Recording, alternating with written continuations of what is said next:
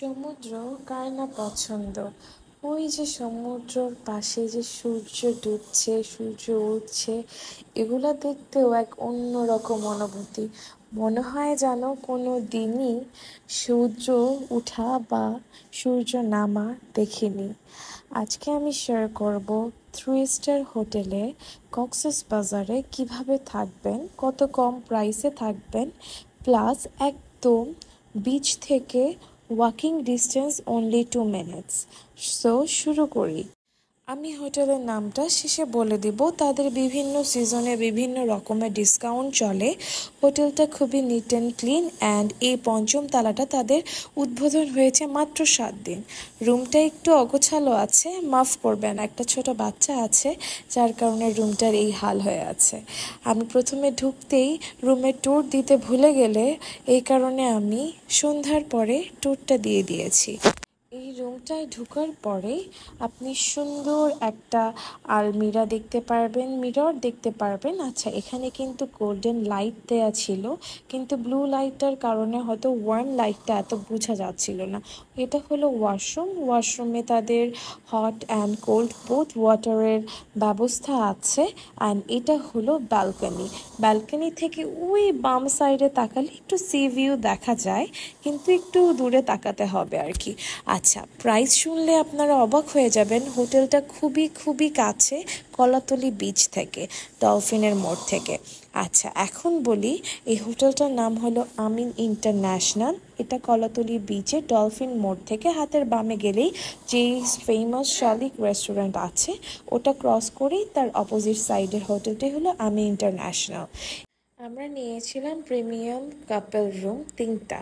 এই কাপল রুমের আমাদের পার রুম ভাড়া পড়েছে 2500 টাকা। এটার ভিতরে ইনক্লুডেড ছিল টয়লেট্রিজ, সাথে রুম সার্ভিস, অ্যান্ড আপনি যদি হট ওয়াটার প্লাস আদার্স কিছু চান সেগুলো দিয়ে দিবে। আর প্রতিদিন করে 2টা ওয়াটার বটল তারা দিবে, বাট কোনো ব্রেকফাস্ট ইনক্লুডেড ছিল না।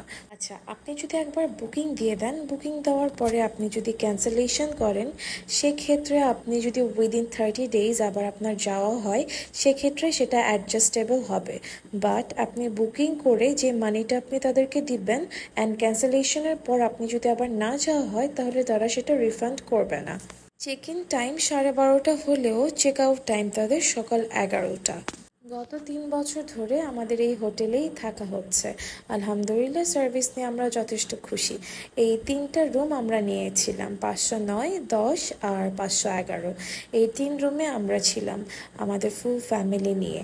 আচ্ছা, এখানে হলো তাদের কিছু রুমের আলাদা আলাদা ডেসক্রিপশন আমি দিয়ে দিই। এখানে কাপল রুম আছে, কাপল রুমে আপনার 2জন অ্যালাউড, সাথে আপনি একজন বেবি অ্যালাউ করতে পারবেন। ট্রিপল বেডরুম আছে, 3জন অ্যালাউড, ডাবল বেডরুমে 4জন এবং ফ্যামিলি রুমে 6জন। আর এগুলোর সাথে অবশ্যই বেবি তো ইনক্লুডেড, কারণ বেবিকে তো আর আলাদা রুমে রাখা যাবে না। এটা হলো তাদের রিসেপশনটা। আর রিসেপশন ডেস্কে সবসময় সারা রাতে 24 আওয়ার্সই আপনার সার্ভিসের জন্য লোক থাকে। আপনার যখনই প্রয়োজন হবে আপনি কল করলেই তাদের পাবেন। এই যে বের হলেই হাতের বামে হলো আমাদের শালিক রেস্টুরেন্ট একটু এক্সপেন্সিভ হলেও তাদের ফুড কিন্তু খুবই মজা। এটা নিয়েও আমি একটা ভিডিও দিব। দামটা বেশি হলেও খাবারটা মজা। খাবার নিয়ে এত কমপ্লেন নেই, হয় সব খাবারই মজা না, কিন্তু কিছু কিছু খাবার মজা অন্যান্য জায়গার তুলনায়। যাই হোক, আমরা হেঁটে হেঁটে বিচের পাড়ে খুব সহজেই চলে যেতে পারি, যেহেতু মাত্র 2 মিনিট লাগে হোটেল থেকে বের হয়ে বিচ পর্যন্ত যেতে। অ্যান্ড বিচে যেয়ে দেখি, এটা ছিল আমাদের প্রথম দিন, বিচে যেয়ে দেখে অনেক মানুষ। তখন মনে হয় রাতের 11টা কি 11:30 বেজে গেছে। অনেক দূর জার্নি করে আসার কারণে আমরা ঘুমিয়ে গিয়েছিলাম সন্ধ্যার পর। ঘুম থেকে উঠার পর দেখে অলমোস্ট 10:30 বেজে গেছে। দেন খাওয়া দাওয়া করে আমরা একটু সমুদ্রের তীরে ঘুরতে আসি। এই সমুদ্র আমাকে অনেক বেশি টানে। আমি মনে হয় 1 মাসও যদি কক্সবাজার থাকি, আমি কখনো বোর ফিল করব না। আমার কাছে এই জিনিসটা এত ভালো লাগে। আর সমুদ্রের গর্জন, সে তো অন্যরকম অনুভূতি। আর এসেই আমার বাচ্চা এই যে স্যান্ড দিয়ে খেলার জন্য এই টয় সেটটা কিনলো। ট্যুরিস্ট প্লেসে স্বাভাবিকভাবে স্বাভাবিক সব কিছুর দাম একটু বেশি থাকে, বাট বাচ্চাদের মজাটা আনন্দটাই অনেক বেশি আমার কাছে মনে হয়। সো এর দিকে খেয়াল না করলেই চলে। তো এখান থেকে আমরা খেয়েছি। সবচেয়ে মজার ব্যাপার হলো আনারস ছিল 100 টাকা, আর পেয়ারা একটা নিয়েছিলাম 80 টাকা দিয়ে মাখানো।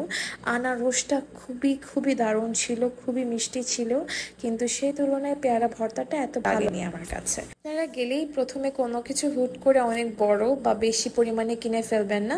কিছুক্ষণ অপেক্ষা করবেন, ট্রাই করে দেখবেন, টেস্ট করে দেখবেন, তারপরে যদি ভালো লাগে দ্বিতীয়বার কিনে নেবেন।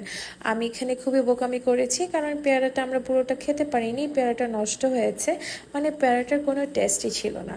আর এখানে কাঁচা আম ছিল, সাথে কক্সবাজারের যে ফেমাস ফলটা, ওই ফলটাও আছে। এই ফলটা এক একটা 200 টাকা করে বিক্রি করছিল, যেটা আমার কাছে অনেক বেশি মনে হয়। আনারস, ছোট্ট একটা আনারস 100 টাকা, যেটা ঢাকায় আমরা নর্মালি 40 টাকা দিয়ে কিনি, কিন্তু ট্যুরিস্ট প্লেস হিসেবে আমাদের কিছু করার নেই, এগুলো মানতেই হবে। এখানে আমাদের পেয়ারাটা মাখিয়ে দিচ্ছিল, একদম সমুদ্রের পাড়ে, পিছনেই সমুদ্রের ঢেউ আছে, আর সামনে হলো আমরা পেয়ারা ভর্তা আর আনারস ভর্তা নিচ্ছি।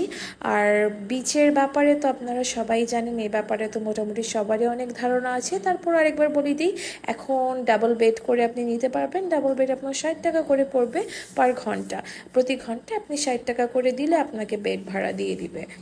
দেখেন পেয়ারা মাখাটা কত লোভনীয় মনে হচ্ছে না? দেখে তো আমারই জিভে পানি চলে আসছিল, কিন্তু টেস্ট করার পরে ভালো লাগেনি। আসলে দোষটা ওনাদের না, এটা অ্যাকচুয়ালি পেয়ারা তো আর ওনারা বানায়নি, কিন্তু ওনারা ভর্তাটা বানিয়েছে খুবই মজা করে। এই সমুদ্র পাড়ে হাঁটতে হাঁটতে একটা জিনিস আমার চোখে পড়ে আমার খুব খারাপ লাগা শুরু হয়। আমি যতদিনই কক্সবাজার ছিলাম, আমি রাতের বেলা এটা খুবই খেয়াল করেছি। একদম ছোট ছোট বাচ্চারা রাত্রের 2:30-3টা বাজে চোখ ভরা ঘুম নিয়ে এই সমুদ্র তীরে জিনিস বিক্রি করছে। সেরকম একটা বাচ্চার সাথে পরিচয় হলো। তুমি কি বিক্রি করো এগুলা?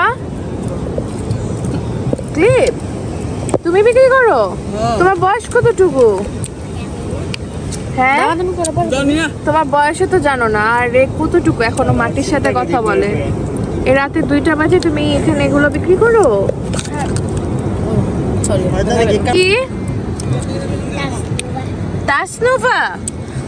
বাবা, পড়ালেখা করো তুমি? আসলে অনেক ছোট, অনেক ছোট, জায়ানের সমান লাগে না? 4 বছর। ক্লিপ, এই যে ক্লিপ বিক্রি করে ও। জানি না এগুলোর পিছে কারা আছে, কিন্তু আল্লাহ তাদের হেদায়েত দান করুক। আজ এই পর্যন্তই। সবাই অনেক ভালো থাকবেন, স্বপ্নটা পূরণ করতে সাহায্য করবেন। অনেক ধন্যবাদ।